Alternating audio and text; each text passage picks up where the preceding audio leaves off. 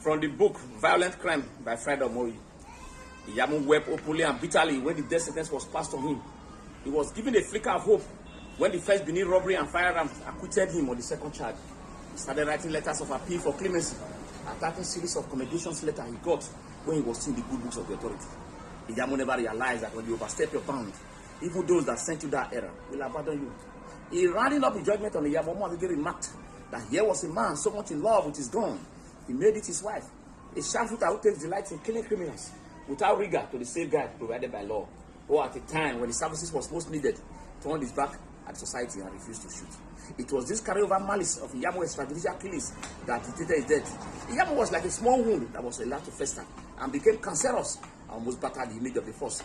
He should have been dealt with in an orderly room trial process and the services dispensed with rather than bitter cruelty. The bottom line is that IYAMU knew Anini, but the relationship went sour due to Kisri Eweka issue, and Anini perceived injustice right from the raid at Ibadan and Orowo.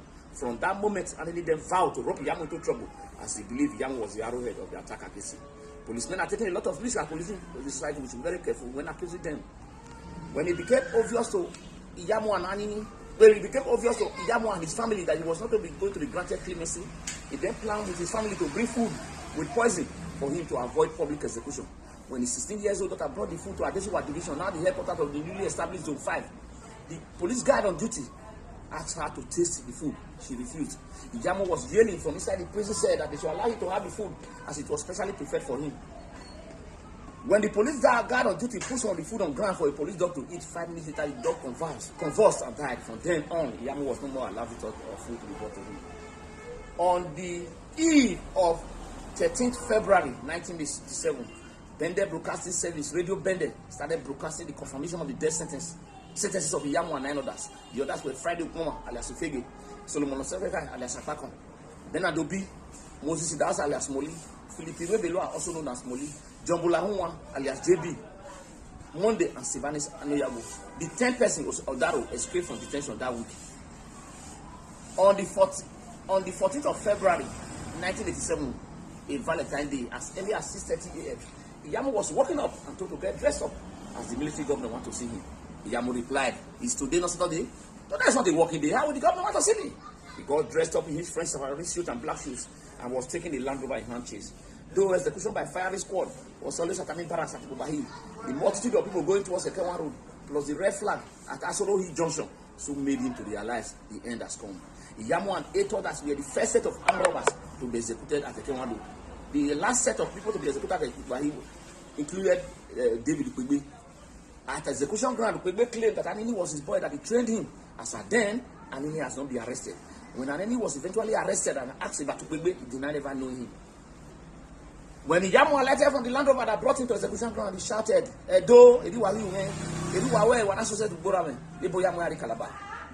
is what people have done to me. He did the same thing to Uvra for the white men to banish him to Calabar." As he was being tied to the execution stake, IYAMU said, in Benin language, "Don't tie me to the wood." He went on to say that Osayande, the police commissioner, has been after him. In his exact words, Osayande want to reduce me from maximum to minimum.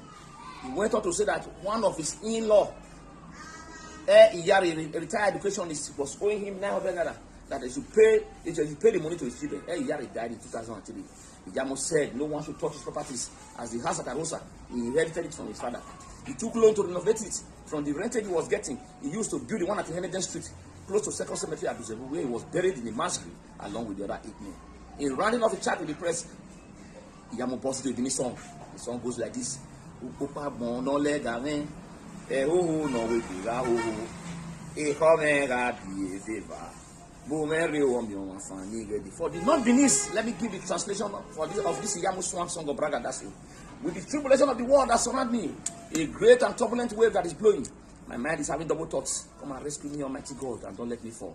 George IYAMU's story is a reminder of the irony of life, from his meteoric rise in the police force to a roller coaster descent to the abyss of ignominy, and finally to Golgotha. It's a warning to all and sundry that whatever position one is entrusted with, you should operate within the ambit of the law. Let equity, fair play, and justice be your watchword. The Beninese who were praising IYAMU for his ruthlessness against bandits, we are the same that said crucify him. Public opinion that pervaded the air in the whole of Benin then might have played a role in the death verdict. Everything concerning IYAMU after his death were treated with disdain. The pariah status were attached to the personalities. to the extent that his daughter at Idia College had to withdraw. What a tragedy of it. After IYAMU's execution, his remains were loaded into a downfall ambulance bus for onward transportation to Zebu Cemetery. And there he was buried in a mass grave along with the other men. Even in death, IYAMU continued denying knowing any of his gang members. Instead of he asking God to forgive him of any other sins, he was preoccupied with the properties he was leaving behind. The Holy Book says a man's life does not consist of the abundance of possession. One remarkable event that happened that day after execution was the heavy downpour, accompanied by heavy turbulent winds. There were different interpretations by people of esoteric knowledge about that unusual natural phenomenon. Some said the rain has come to wash away the blood of the evil ones. Some said